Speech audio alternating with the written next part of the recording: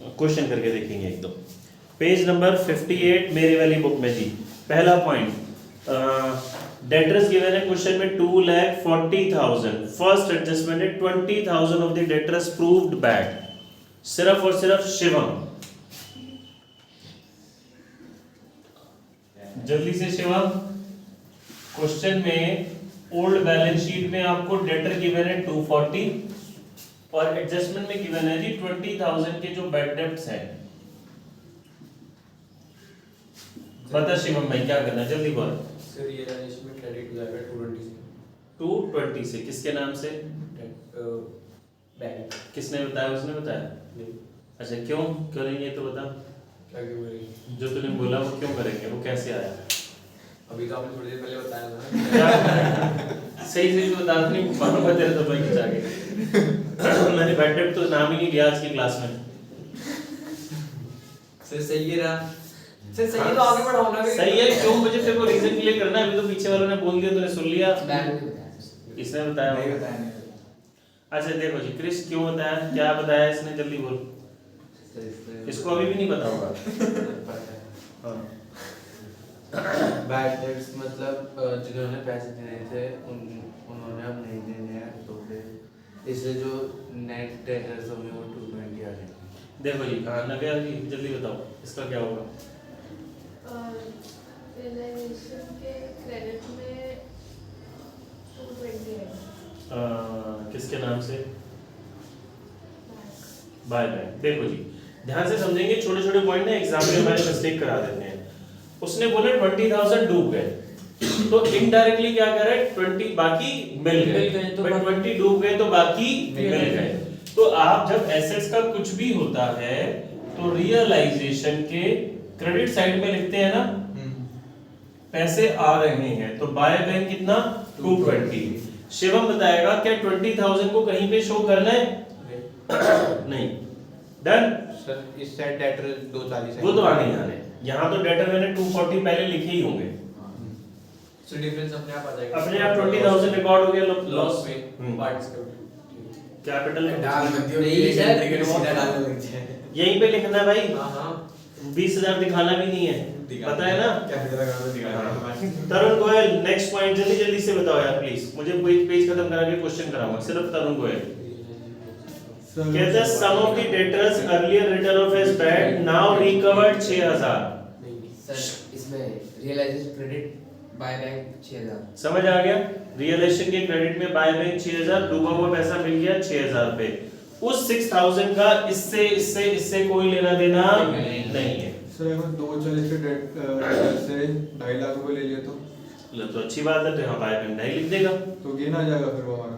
हाँ हमें गेट दिखाना नहीं है, फिर हाँ, कोई हरकत समझ करो, गया, तो अपने आप ही लास्ट होगा। में आ जाएगा, फिर हाँ, हम बिल्कुल उसको ठीक, बिल्कुल ठीक। थर्ड, बिल्डिंग ऑक्शन हुई, बिल्डिंग ऑक्शन हुई 30,000 की, ऑक्शनर को कमीशन दिया 5,000।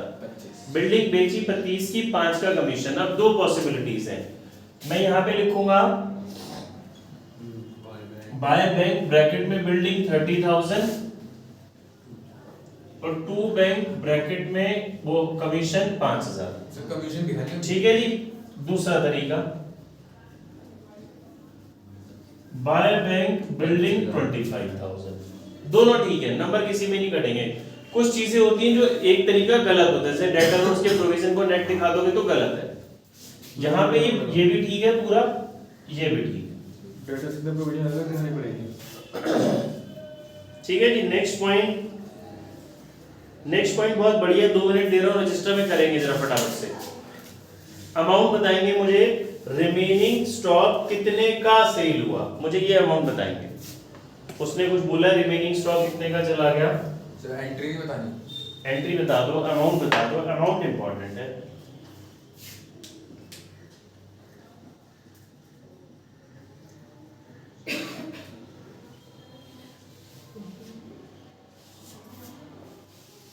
$4,800 का स्टॉक 4,000 में बुक हो गया।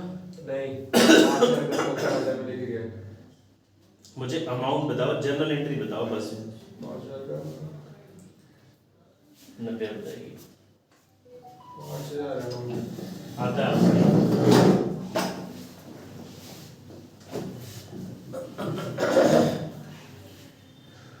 कर सानी, तेरे से उम्मीदें हैं भाई। 5000 की अमाउंट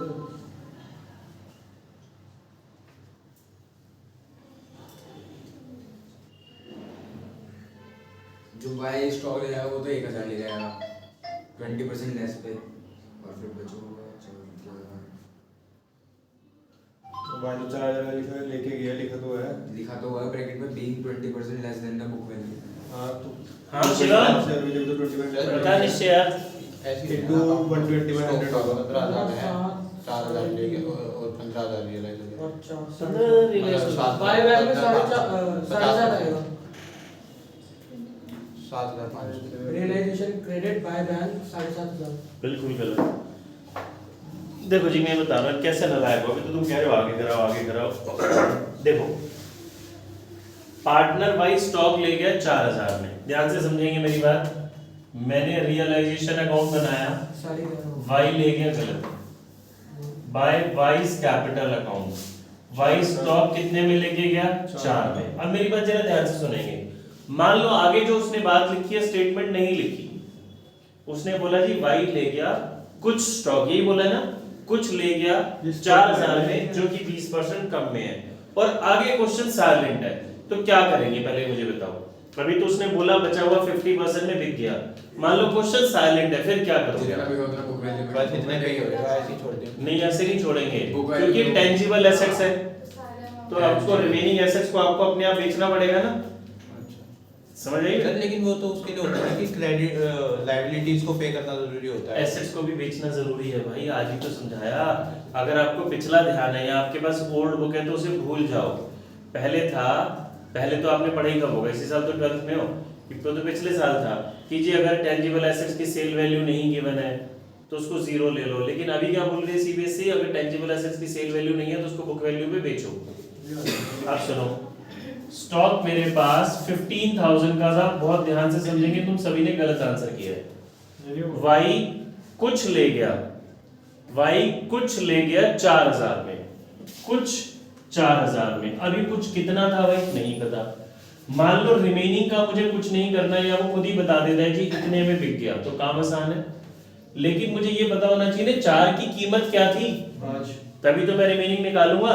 तो इसके लिए मुझे उसने क्या हिंट दिया, जो 4000 है वो बुक वैल्यू से कितना कम है 20%। याद करो यार, सेम पॉइंट अभी तो पढ़ा था हमने रीवैल्यूएशन में। ये 20% कम गिवन है पीयूष, ये 20% कम गिवन है, तो मैं इसका 100% निकाल लेता हूँ एक्चुअल में। तो क्या करूंगा 100/80, 90 में इस बात समझ आई। तो इसकी एक्चुअल वर्थ आ गई कितनी 5000। वाई 5 का सामान कितने में लेके गया 4 में, तो यहाँ तो मैंने 4 ही लिखा है, लेकिन तरुण गोयल मुझे इससे पता चल गया कि बचा हुआ स्टॉक है कितने का 10 का। अगर क्वेश्चन साइलेंट था तो बाय बैंक 10,000 आ जाएगा, लेकिन अभी वो क्या कह रहा है 50% में गया, तो बाय बैंक 5000।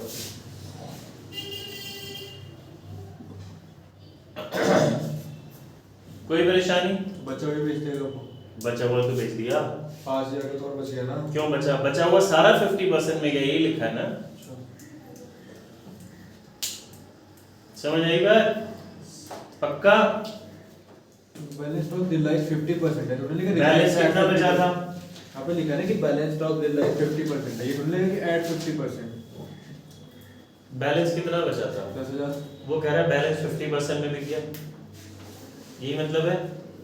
तो 10,000 का 50% कितना होता है, 5 ही तो होता है। यहाँ लिखा है रियलाइज 50%, ऐड 50% उन्होंने लिखा है।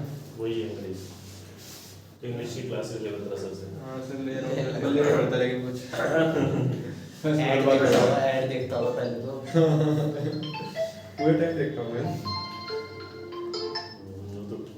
हेलो कोई कुछ बोल देगा तो मैं अपने बच्चे को नहीं पढ़वाता। हेलो 80 बच्चे आते थे, नंबर बच्चे आते थे पहले ये कुछ बोलते नहीं, तुम नहीं करोगे?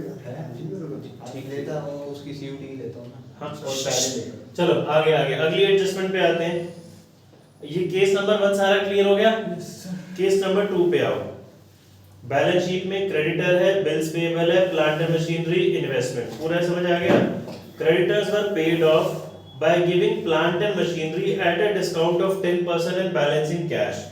क्रेडिटर प्लांट एंड मशीनरी ले गए 10% कम में, इसकी तो मुझे कोई एंट्री करनी नहीं है, लेकिन बैलेंस कैश में पे किया, अब वो समझो। हाँ तो उसकी जनरल क्या बनेगी? क्वेश्चन में क्रेडिटर से केस में तो लेके आता हूँ, भारी भार पे रिकॉर्ड नहीं करता ना। नहीं, देखो क्रेडिटर 60,000 है और प्लांट एंड मशीनरी कितनी है मेरी 39,000। ये दोनों निकल गए, ठीक है, लेकिन वो कह रहा है प्लांट एंड मशीनरी कैसे लेके गए? 10% कम में। तो प्लांट एंड मशीनरी इतने की थी, इसका 10% कम किया 35,100। तो ये 35,000 सही करा है, हाँ कितने में लेके गए? तो रिमेनिंग को हमें पे करना पड़ेगा, यही मतलब है। तो इसकी जनरल एंट्री बताओ। Creditor account debit to realisation to cash. Realisation debit to cash, realisation के डेबिट में आएगा ना। हाँ। अगर आप क्रेडिटर टू कैश लिखोगे तो गलत हो जाएगा क्रेडिटर रियलाइजेशन नहीं होगा ना, या रियलाइजेशन के डेबिट में पे कर रहा है ना, वही तो इसमें उल्टा होता है सर, ऐसा क्यों? कि उल्टा कहाँ मतलब हम इसे होगा? कैश से देंगे, हम कैश टू उस क्रेडिटर टू कैश करेंगे, है ना? यार इस चैप्टर में अब मैं उल्टा उल्टा ही हो पिछला रहा है। नहीं समझा पाऊंगा, कि उतना समझाऊंगा तो फिर वही पूरा पहले टाइम जाएगा। जैसे ही आप रियलाइजेशन अकाउंट में आपने यहाँ क्रेडिटर लिखा, मेरी बात समझो, तो इसका मतलब है क्रेडिटर अकाउंट क्लोज हो गया, क्रेडिटर ने सरेंडर कर दिया रियलाइजेशन को। अब आप कुछ भी करोगे तो नाम रियलाइजेशन का आएगा। नॉर्मल सिनेरियो में अगर डिसोल्यूशन चैप्टर नहीं है और आप क्रेडिटर को पे कर रहे हो तो आपकी एंट्री बनती है क्रेडिटर टू कैश।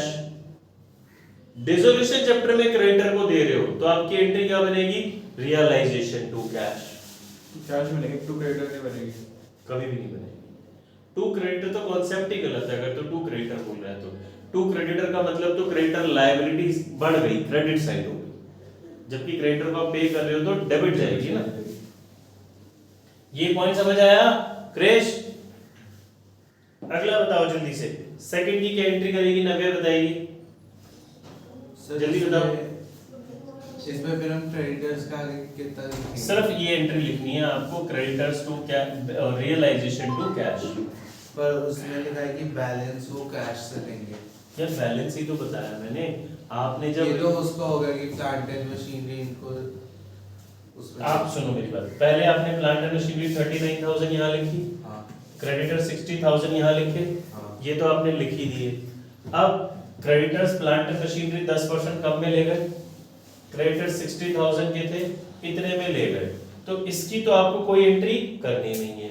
तो क्रिश जो बचा 60,000 में से इसको माइनस कर दिया, 24,900 बचा ना, इसको आपने पे करा, तो इसी की एंट्री क्या बनेगी? रियलाइजेशन टू कैश या बैंक 24,900। ठीक है?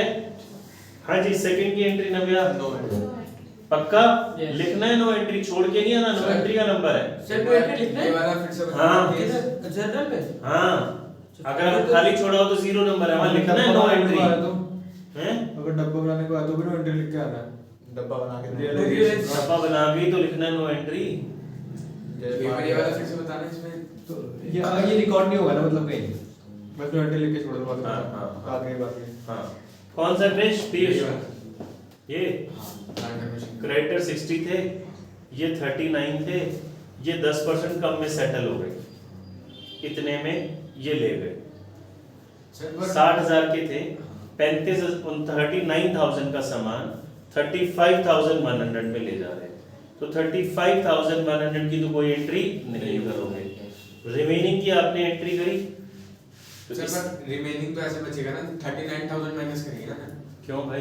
क्योंकि वो तो डिस्काउंट ले जा रहा है, उसकी बात तो अलग है। क्यों अलग है? आपको मैंने 1 लाख रुपए देने थे, मैं बोल रहा हूँ भाई बदले में फोन ले ले, 20,000 का है, तो कहेगा 20,000 का तो आपने खरीदा था, अब तो 10 का है।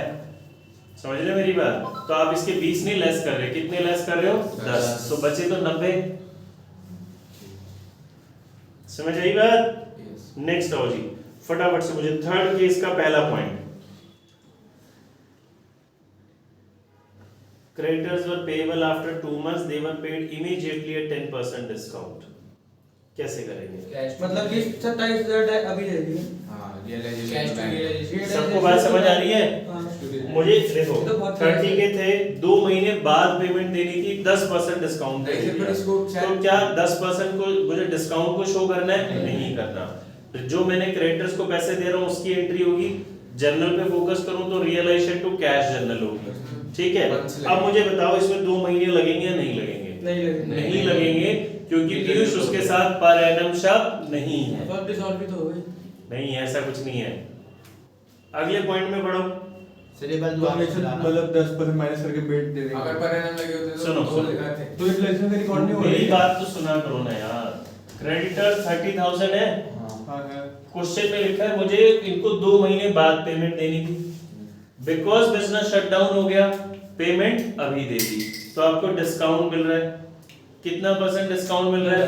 10%। मुंडी ऊपर करेंगे तो मैंने निकाला 10%, ये आया 3000, तो मैंने पेमेंट की 27,000, ठीक है।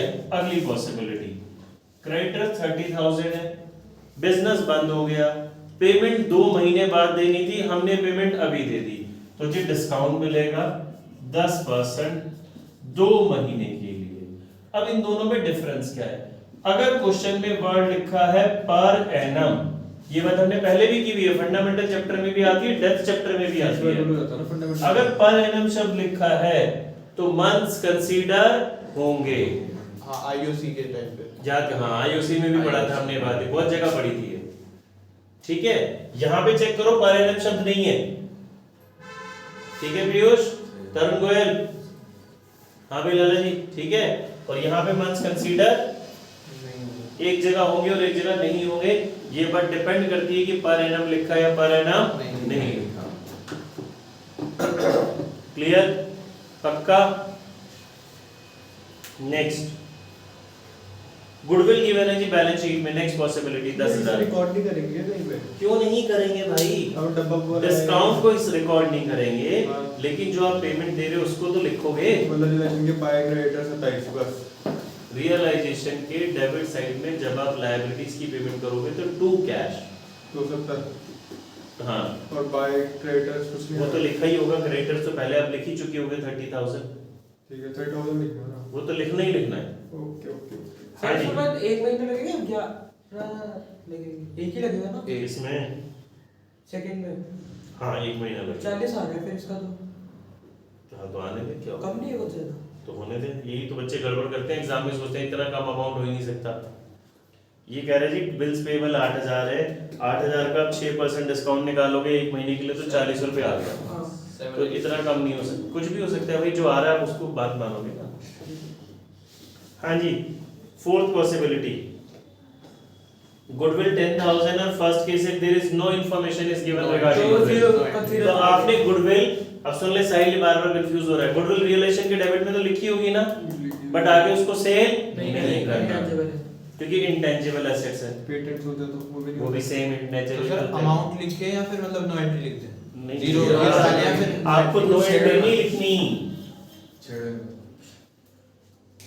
आपने रियलाइजेशन अकाउंट बनाया, जहां पे तो निश्चय आपने सारी टेंजिबल और इनटेंजिबल एसेट्स कॉपी करनी ही करनी है। हाँ वो तो कर ये तो आपने अब कर दिया, अब वो कोई नहीं बोल रहा, कुछ नहीं बोल रहा, तो यानी कि ये सेल नहीं हुई, आपने कुछ नहीं लिखना, बाय नो एंट्री क्यों लिखनी है? आप मतलब जब लिख ही नहीं रहे तो ऑटोमेटिकली जीरो रिकॉर्ड हो गया। नहीं तो आपने कह रहे थे ना नो एंट्री तो लिख के आओ। अगर एसेट्स के बदले में लायबिलिटी जाती है अच्छा तो जर्नल एंट्री करते टाइप। अच्छा, इसी की नो एंट्री अगर भी बोलो, जैसे ये पूछ रहा है निश्चय, अब क्वेश्चन इतना ही है, बोल रहा है जी जर्नल एंट्री बताओ, तो उसको रियलाइज करने की जर्नल एंट्री क्या होगी? No entry. अब नो एंट्री लिखना, इस अकाउंट में नहीं लिखना, जर्नल में। समझ आ गई बात? हाँ जी मिस, नेक्स्ट प्लीज, नेक्स्ट बताओ। बैक टू रियलाइज तो मुझे जर्नल ही बताओ उसकी। बैक टू रियलाइजेशन 5,000 थर्ड ये बताओ डब्बे में बाय साइड आएगा 5,000 बैक टू इसका ना, सॉरी रियलाइजेशन ठीक है। नेक्स्ट बताओ।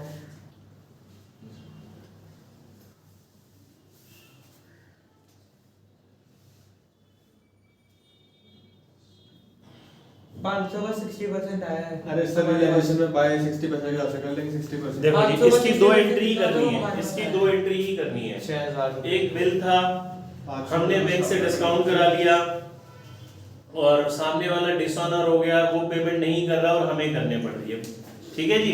तो निश्चय ये अनरिकॉर्डेड लायबिलिटी है, टू बैंक अकाउंट, मुझे कितने पेमेंट भरनी पड़ गई?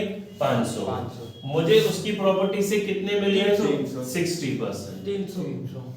तो इसकी दो ही करनी है, एक मत करना इसको, समझ आई? क्योंकि पैसा दो बार ही आ जा रहा है। ये डीसेंट अकाउंट कौन सा है? सर यहाँ बी को सही बात समझ आ गई ना? पक्का क्लियर है? ये मेन हमने सारी एडजस्टमेंट्स एक तरीके से इसकी कोशिश करी है एक कवर कवर करने करा दो की। जिसमें पार्टनर बोलता है मैं भर दूंगा लेकिन कमीशन चार्ज वो करो। अभी नहीं करा, पहले इससे रिलेटेड क्वेश्चन करो। सर ये Next करा time दो, करेंगे। पेपर में बहुत कंफ्यूज करती है मुझे। मैं कराऊंगा ना, नेक्स्ट क्लास में कराऊंगा, पहले अभी इतना काम चल रहा है। ये करा दो, लो, निकालो। करा दो ना, दो एक ही तो ज्यादा हैवी हो जाएगा, मेरे को तो कोई दिक्कत अरे नहीं कोई है। नहीं, निकालो मेरी नोट्स वाली बुक, भाई प्रैक्टिकल नोट्स वाली बुक निकालो। ये वाली बुक भाई, नोट जिसमें छपे हुए हैं वो नहीं, हमने दी भी नहीं ना। ये रहा पेज नंबर 55।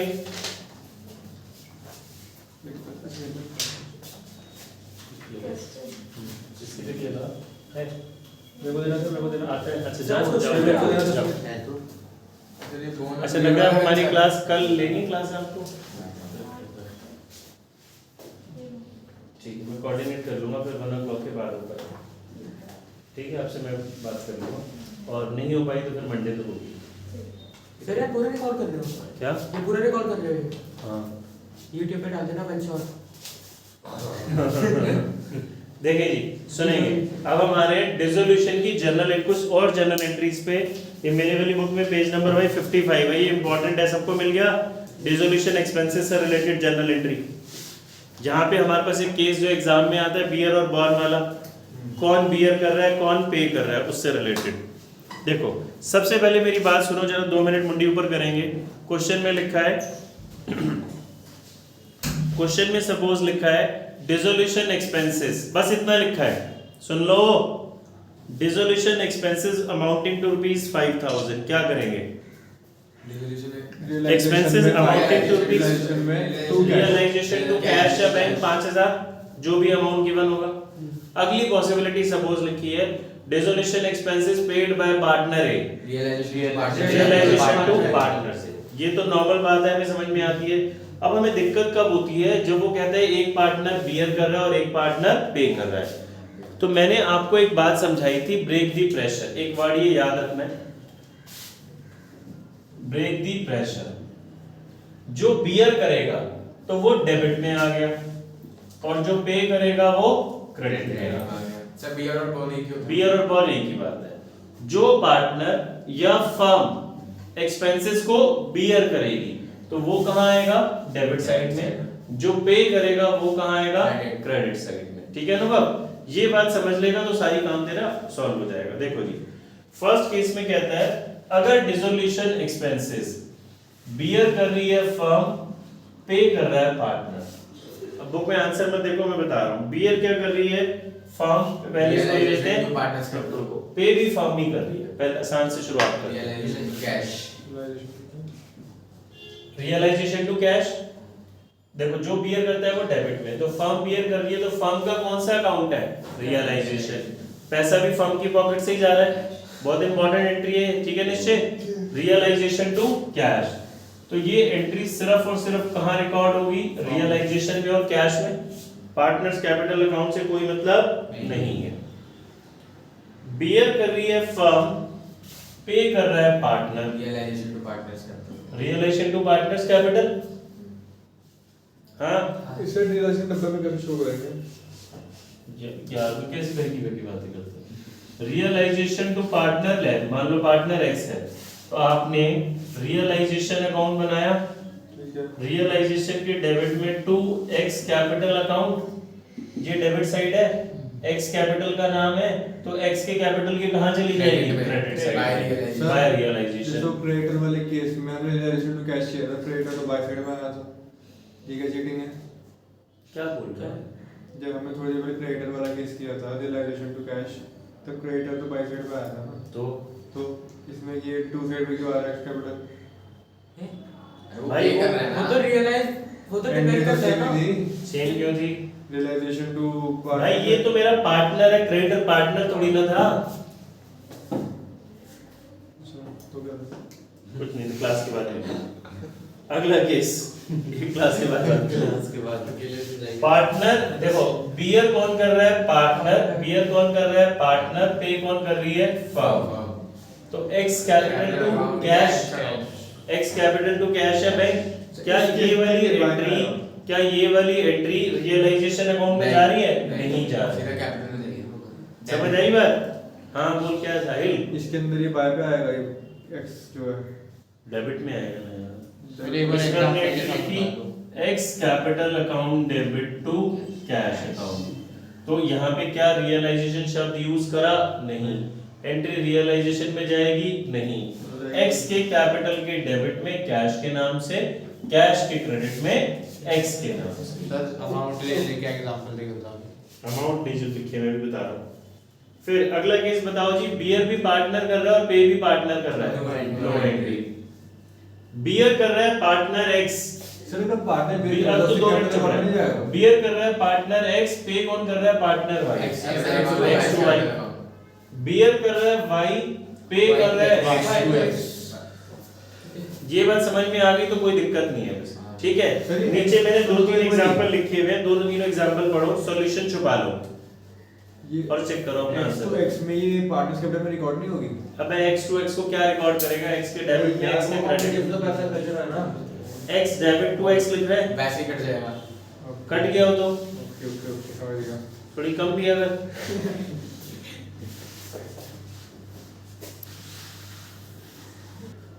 ये जो नीचे लिखा हुआ है जी, एंट्रीज रिलेटेड टू एक्सपेंसेस समझेंगे। Partner B was to bear all expenses of realisation for which he is to get a commission of 10,000। ध्यान से समझेंगे। एक्सपेंसेस बियर कौन कर रहा है? अपना ये बी। पार्टनर पार्टनर बी कर रहा है, इसके लिए उसको एक फिक्स अमाउंट दे रहा है बिजनेस, 10,000 रुपए का कमीशन। और actual expenses paid by him किसके लिए यूज हुआ? बी के लिए। तो निश्चित ध्यान से देख, बियर कौन कर रहा है? बी। पे कौन कर रहा है? B. Paid by partner, bear by partner. तो 12,000 की तो कोई एंट्री नहीं होगी। रह गया जी 10,000। 10,000 तो बिजनेस फिक्स दे रहा है ना पार्टनर को, तो बिजनेस दे रहा है realisation to B's capital account. How much amount? 10,000। समझ आई? 12 की एंट्री नहीं होगी क्योंकि कोई पे कर रहा है इसलिए। देखो bear by B, paid by B. ध्यान से समझो, आप इसको नॉर्मल हिंदी भाषा में मीनिंग निकालो। खर्चा किसका है? बी का। पे कौन कर रहा है? बी। तो भाई बिजनेस से क्या लेना देना? तरीके से समझो ये चीजें। मैंने पहले समझाई नहीं है, अब दोबारा समझाऊंगा तो फिर वही चैप्टर 4 क्लास में चलेगा, उतनी क्लास हमें नहीं खर्च करनी ना। हमने पहले पढ़ी हुई है सारी चीजें डिटेल में। अगला देखो जी, B part. Partner B was to bear all expenses of realisation, जिसके लिए उसको कमीशन कितना मिल रहा है? 10,000। फर्म एक फिक्स अमाउंट दे रही है ना, तो ये रियलाइजेशन टू बी 10,000 तो होगी। आगे बढ़ते हैं। Actual expenses paid bye firms bank कितना है? 12,000। तो डिसोल्यूशन के एक्सपेंसेस निश्चित बियर कौन कर रहा है? बी। पे कौन कर रही है? फर्म। तो B to bank, partner capital to realisation. B to bank. Firm की पॉकेट से पैसा जा रहा है। तो रियलाइजेशन और पार्टनर कैपिटल वाली कौन सी थी? कि फर्म बियर कर रही थी और वो कर रहा था पार्टनर। फर्म बियर कर रही है और पार्टनर पे कर रहा है। तो रियलाइजेशन टू पार्टनर। देख सिंपल सी बात, जो बियर कर रहा है वो डेबिट में, जो पे कर रहा है वो क्रेडिट में।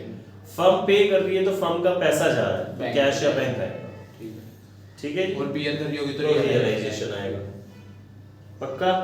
थर्ड देखो, इसके पीछे भी है शायद, इसके पीछे भी लिखी हुई है ना मैंने एंट्री। इसके पीछे एंट्री क्या है? आंसर नहीं देखना फिर पल्ले नहीं पड़ेगी बात। अनिल जो पार्टनर है जी, उसको रेम्यूनरेशन मिल रही है 20,000 रुपए डिसोल्यूशन के लिए। रियलाइजेशन टू अनिल्स कैपिटल 20,000, ये तो उसको कंपनी फिक्स दे रही है ना 20,000 रुपए। आगे realisation 7,000 paid by the firm, तो रियलाइजेशन टू बैंक 7,500। समझ में आ रही बात साहिल? तेरे को दिख रहा है? तू कहाँ देख रहा है? तो ये बी वाले पे अकाउंट बन गया। अटका रहा है सर एक बार याद थोड़ी देर रख। सर आगे रखना सर। अभी थोड़ी देर अटका रहा है डिनोमिनेशन की एंट्री कल दिखाइए भाई यार, ये तो होगी। वो फोटो खींच पहले यहाँ समझ, उसको पढ़ने देना। फोटो ले रहा हूं सर। फोटो ले और तब तक बी वाला आपसे समझाता मैं सुन रहा हूँ। रिवैल्यूएशन का मतलब क्या होता है? रिवैल्यूएशन कहाँ से आता Remuneration है भाई, रेम्युनरेशन salary। रेम्युनरेशन का मतलब सिंपल वर्ड्स में सैलरी। क्वेश्चन में क्या लिखा है निश्चय कि हमने बोला डिसोल्यूशन का काम कराओ अनिल को और इसके लिए उसको रेम्युनरेशन दे रहे हैं, तो एक फिक्स अमाउंट हम दे रही है। ये तो फर्म का खर्चा हो ही गया ना, तो इसकी एंट्री रियलाइजेशन टू अनिल, ये तो हुई रही हाँ, है, ये तो beer 20,000 है। अब डिसोल्यूशन का खर्चा कौन पे कर रहा है? फर्म, ऐसा लिखा है, टू कैश तो रियलाइजेशन टू कैश। अब मैं चाहे इसकी कंबाइंड एंट्री कर दूं चाहे दो एंट्री कर दूं। अब ये बात ध्यान से समझ लोगे तो कोई प्रॉब्लम नहीं है। हाँ ठीक है, अगला बढ़ो, आ जाएगा समझ। तू बोल साहिल क्या बोल रहा था? वो पिछले वाले समझा दोगे। ये क्या समझाऊं इसमें? मेरे को समझ नहीं आया। पर क्वेश्चन ये partner B was to bear all expenses of realization for which he is to get a credit of $10. Actual expenses paid by firm. देख, फर्म का बियर कौन कर रहा है? एक्सपेंसेस Partner कर रहा पार्टनर। है। पे कौन कर रहा है? Firm। तो जो बियर करता है वो डेबिट, जो पे कर रहा है वो क्रेडिट। ठीक। ये बात समझ आ गई 12,000 वाली। अच्छा ठीक है, और फिर realization ये तो पिछले हाँ, वाले ही है। ये तो लिखा है कि हम उसको बी को फिक्स अमाउंट दे ही रहे हैं। अच्छा सुनील वाले में गलती नहीं है, अगले वाले में 34,000 आ रहा है। ठीक है, देखो 25 इसमें क्या कहता है? 25 फोर्थ में नहीं यार 9,000 भी तो है आगे। अच्छा तू 9,000 लिखा है ना उसमें। Sunil a partner is to be paid remuneration 25,000 for dissolution work, fourth case में है ना, तो उसको 25,000 तो मिल ही मिल रहे हैं। तो realisation to Sunil's capital account, बस यही एंट्री होनी चाहिए। ये तो हो गई। हाँ। आगे dissolution expenses 9,000 paid by him, तो वो पे कर रहा है, तो रियलाइजेशन टू सुनील भी तो होगी। क्यों नहीं नहीं हो। हम लेके नहीं उसे पैसे वापस भाई। सर नहीं होनी चाहिए ना, वो एटीएस के बाद मैं समझ गया, वहां पे लिखा होता है जो तू कह रहा है उसमें लिखा होता है इंक्लूडिंग एक्सपेंसेस। आप उसको 25,000 दे रहे हो एक्सपेंसेस वगैरह सबके मिला के, यहाँ पे तो आप उसको 25,000 दे रहे हो डिसोल्यूशन करने के लिए, एसेट्स बेचने के लिए, लायबिलिटीज को पेमेंट करने के लिए, और 9,000 दे रहे हो एक्सपेंसेस के लिए। सर इसमें जो समझ आई बात? जो तू बोल रहा है ठीक बोल रहा है, वो कितने सा फर्क है? उसमें एक्चुअल एक्सपेंस आ रहा है इसमें। सर इसमें जो ये एंट्री आपने दूसरे वाले की बताई थी, इसमें तो कैपिटल तो कम होगी ना फिर बी की जो कि पे करने लग रहा है, तो हमने डेबिट में लिखी उसकी। आपने डेबिट में डाल दिया, आपने क्रेडिट में डाल दिया, सुनील 2 होगी ना। हाँ, ठीक है जी। अब मैंने बोला ध्यान से समझो मेरी बात, निश्चय मेरे लिए खर्चा कर दे, निश्चय मेरे को सामान ला दे, तो निश्चय ने सामान तो ला के दे दिया, पैसे निश्चय के एक बार ही खर्च हुए, तो मुझे निश्चय को क्रेडिट करना पड़ेगा ना, मैं निश्चय को कुछ दूंगा ना उसके बदले में सामान पैसे, तो कैपिटल क्रेडिट हो। तो ये क्या फर्म टू पार्टनर, ये फर्म का खर्चा है, पे पार्टनर कर रहा है, तो realisation to partner. Partner debit कब होगा? जब पार्टनर बियर करेगा। पार्टनर बियर करने का मतलब खर्चा भी पार्टनर का है, अभी खर्चा फर्म का है, पे पार्टनर का है। समझ आई बात? ठीक है, छोड़ दे, बस आज के लिए विकल्प बहुत है, सारे कॉन्सेप्ट्स हो गए एक ही दिन में। होमवर्क दे दो, हाँ होमवर्क दे रहा हूँ मैं, जरूर करके आना है भी। अपने मेरे बुक से चलेगा। हाँ उसी से दे